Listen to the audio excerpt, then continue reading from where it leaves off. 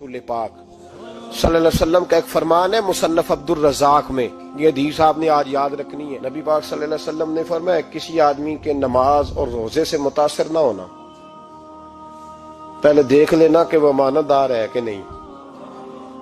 किसी के नमाज रोजे से मुतासिर नहीं होना, पहले देख लेना कि दयानतदार है कि देखना लोगों की जेबों पे कितनी नजरें डालता है। फरमाया बहुत सारे नमाज रोजे वाले धोखेबाजी करते हैं, दयानती न करें, अपने ओहदे का पास रखें, अपने मनसब का ख्याल रखें।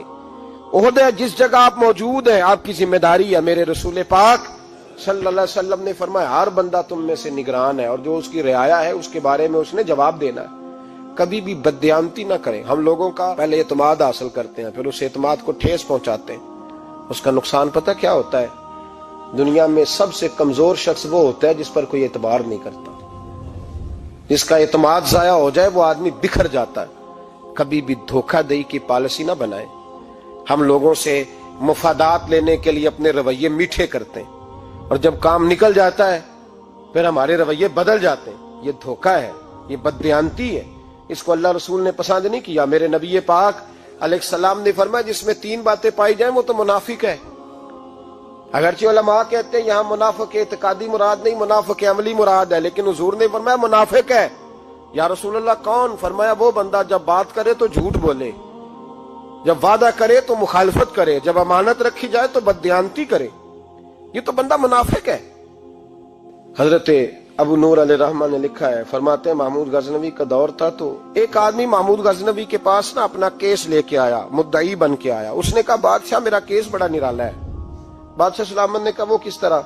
कहने लगा ये मेरे पास एक थैली है, मैं ना सफर पे जाने लगा तो ये थैली पूरी हीरों की भरी हुई। फलां इलाके के जो काजी साहब है ना, मैं जाती दफा मैं कहीं सफर पे जा रहा था तो मैं उनके पास छोड़ गया कि रास्ता लंबा है, कहीं कोई मुझसे छीन ना ले, हीरों की भरी हुई थी। कुछ दिनों के बाद मैं वापस आया हूं, काजी साहब ने मुझे थैली वापस की है तो इसमें हीरों की बजाय खोटे सिक्के निकले।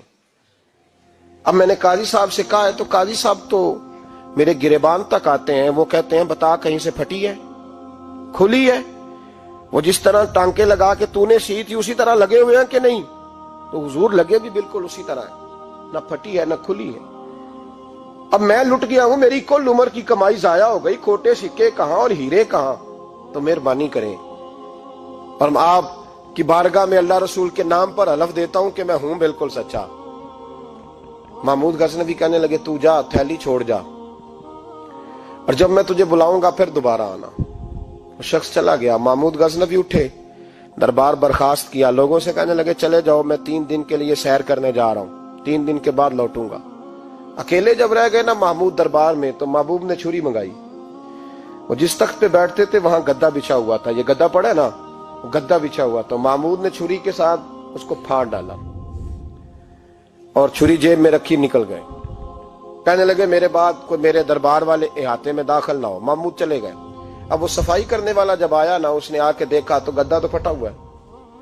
उसने शोर डाल दिया, पहरेदार भी आ गए, फलां साहब भी आ गए, फलां साहब। उसने कहा ओ खुदा के बंदो उसका गद्दा फट गया है, वो तो मार डालेगा। उसने कहा था सिवाय सफाई और निगरानी वाले के दूसरा आए कोई ना, और यहाँ आया भी कोई नहीं। पहले दिन ही फटा हुआ है तो लटका देगा सबको, क्या करें? शोर हो गया, सारे दरबार के मुलाजिमीन इकट्ठे हो गए। एक बंदा बोला, कहने लगा फिक्र ना करो, मैं कैसे बंदे को जानता हूं, इस तरह सिएगा कि जिसने फाड़ा होगा उसे भी पता नहीं चलेगा कहां से फटा था। ऐसा बेहतरीन रफू करेगा कि पता भी। उसने कहा यार हम सारे एक महीने की तनख्वाह देते हैं, तू बंदा बुला। वो बुला लिया उसको, उसका नाम मोहम्मद रफूगर था। वो आया, उसको गद्दा दिखाया, उसका यार इस तरह सीना पता ना चले। उसने कहा फिक्र ही ना करो, मैं बड़ा कारीगर हूं। बड़े बड़े कारीगर लोग नहीं हमारे मुल्क में पाए जाते, कोई निशान छोड़ते हैं पीछे? बड़े कारीगर का पैसे होने चाहिए, बड़े बड़े कारीगर बंदे। आप यकीन करें ऐसा ऐसा फलसफा, ये उम्रा इबादत है ना, सरकार दो आलम सल्लल्लाहु अलैहि वसल्लम की बारगाह की हाजिरी बड़ी नेमत है ना। तो सऊदी गवर्नमेंट ने पाबंदी लगा दी, खैर उनकी भी ज्यादती है। इस तरह की पाबंदियां शरीयत इस्लामिया में जायज नहीं। अल्लाह के घर मुसलमान जब चाहे जा सकता है, लेकिन वो कहते हैं जी 2000 रियाल दे जिसने 2 साल बाद भी आना है। उन्होंने पाबंदी लगाई तो हमारे एजेंटों ने भी कई खास ट्रेनिंग हासिल की हुई है, पता नहीं कहां से सीख के आए, उन्होंने भी रास्ता निकाल लिया। ایک صاحب سے میں نے کہا کہ جناب وہ 2000 ریال لگ گیا تو کیا کرنا ہے؟ کہنے کوئی مسئلہ نہیں، پاسپورٹ نواں بنوا لو، گنجائش ہے، یعنی ہر شے کا حل ہے۔ تو میں نے کہا یار اب عمرہ کرنے جاتے وقت بھی بندہ دھوکہ دے کے جائے، اللہ کے گھر جاتے وقت بھی اس طرح کی حرکت کرے، کیا حال ہو گیا؟ ہر چیز کا لوگوں نے حل نکال لیا، ہر چیز کا لوگوں نے سٹائل بنا لی۔ ایسا نہ کریں، یہ درست نہیں۔ احمد رفوگر کہنے لگا اس طرح سیوں گا کہ پھاڑنے والے کو بھی پتہ نہیں۔ ان کا پیسے لے یار تو سی دے۔ اس نے سی دی، اگلے شام ہی لا کے بچھا دیا گدا۔ تیسرے دن بادشاہ سلامت آئے، آ کے پہلی نظر گدے پہ ڈالی، اس نے بلایا سب ملازمین کو، کہا کس نے سیا ہے؟ کہا جناب کیا ہوا؟ کہا یہ پھٹا ہوا تھا۔ کس نے؟ کہا نہیں پھٹا ہی نہیں۔ وہ کہنے لگے بنو بات، میں خود پھاڑ کے گیا تھا۔ تو بتاؤ صحیح سیا کس نے ہے؟ کہا جناب آپ پھاڑ کے گئے تھے تو بتایا کیوں نہیں؟ فرمانے لگے اسی لیے تو بتایا نہیں تھا کہ تم خود تحقیق کر لو، بلاؤ بتاؤ سیا کس نے۔ تو بلا لیا، احمد رفوگر آ گیا۔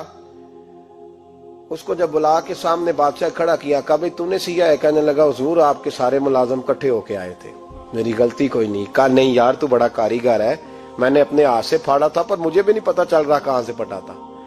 اچھا یہ بتا یہ تھیلی جو ہے یہ بھی تو نے سی تھی؟ اس نے کہا جی آپ کے خادم کا ہی کارنامہ ہے، وہ فلانے علاقے کے قاضی صاحب آئے تھے، اس میں سے ہیرے نکال کے تو کھوٹے سکے بھرے تھے، تو مجھے بھی تھوڑا سا حصہ ملا تھا۔ محمود نے سارے گواہ بھی اکٹھے کر لیے، ثبوت بھی اکٹھے کر لیے۔ پھر قاضی کو بلایا، پہلے سارے ثبوت اور گواہ کیس حل کر لیا۔ پھر ہمارے ہاں یہ حال ہوتا ہے کہ مدعی 2-3 ہفتے کے بعد خود ہی ہاتھ باندھ جاتا ہے، کہنا تسی میری جان چھڈو، مجرم پھڑو پاوے نہ پڑھو۔ وہ کہتا ہے مجھے معافی دو، میں رہا۔ ظلم ہے نا، ظلم زیادتی ہے کہ جو بیچارہ اتنے سوال مجرم سے نہیں ہوتے جتنے مدعی سے ہوتے ہیں۔ اب یقین کریں اتنے سوالات ہوتے، بیچارہ ہف جاتا ہے۔ یہ طریقہ درست تو نہیں، ایک لٹ گیا اور دوسرا طرح طرح کے سوالوں کے جواب دیتا پھرے بیچارہ۔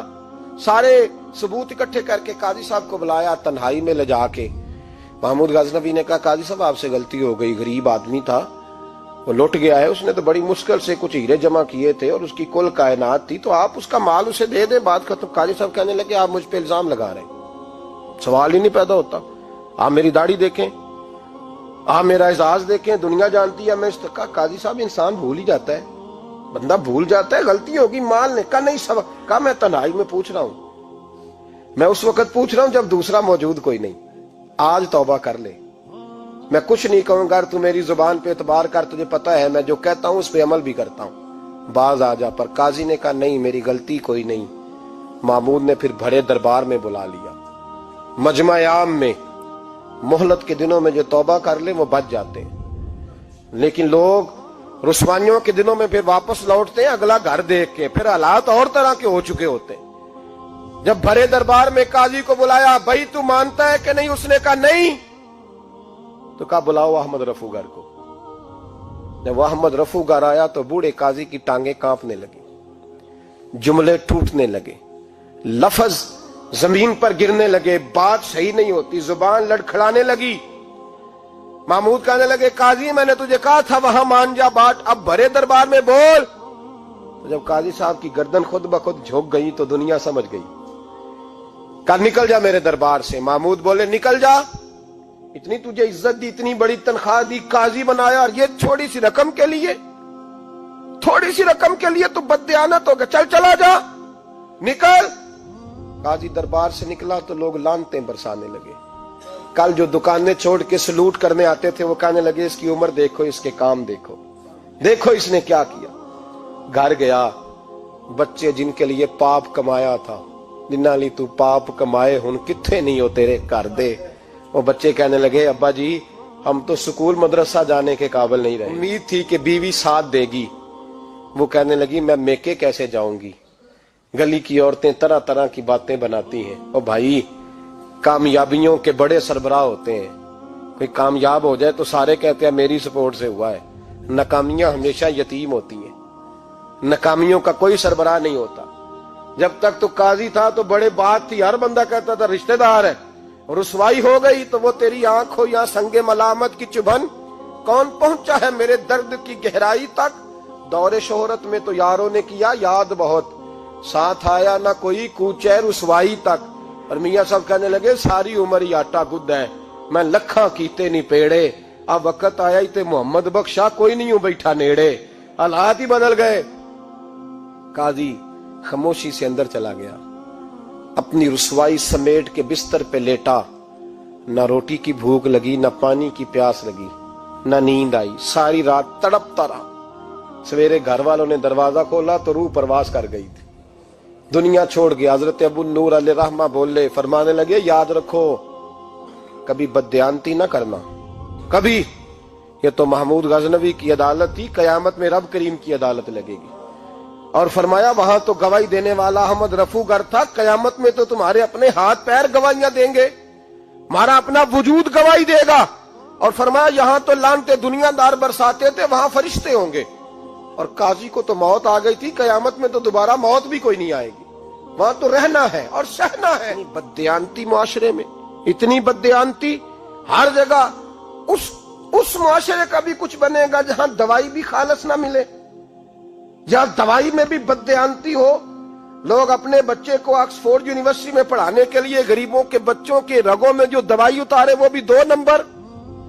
اتنا بڑا بھی کوئی بددیانت معاشرہ ہوتا ہے کہ لوگ یہاں تک دھندا کریں، یہاں تک کہ لوگ لوگوں کی زندگیوں سے کھیل جائیں اور ہمیں احساس تک نہ ہو کہ کوئی مر جائے گا، کوئی ڈوب جائے گا، کیا بنے گا۔ اور جس نے وہ اپنی رجسٹر کی دوائی کی، اس نے 2-4 لاکھ روپیہ لیا اور اس نے یہ نہیں سوچا کتنے انسان میری وجہ سے مریں گے۔ قتل صرف یہ تو نہیں ہوتا گولی مار کے مار دینا، لوگوں کی زندگیوں سے لوگ کھیل جاتے ہیں، لوگ تباہی کر جاتے ہیں، لیکن بددیانتی سے باز نہیں آتے۔ میرے رسول پاک علیہ السلام کے غلاموں، نبی پاک صلی اللہ علیہ وسلم نے ذرا سی بددیانتی، اور صحابہ کا یہ مزاج تھا، اتنی سی بھی کبھی ان سے غلطی ہوتی تو تڑپ جاتے۔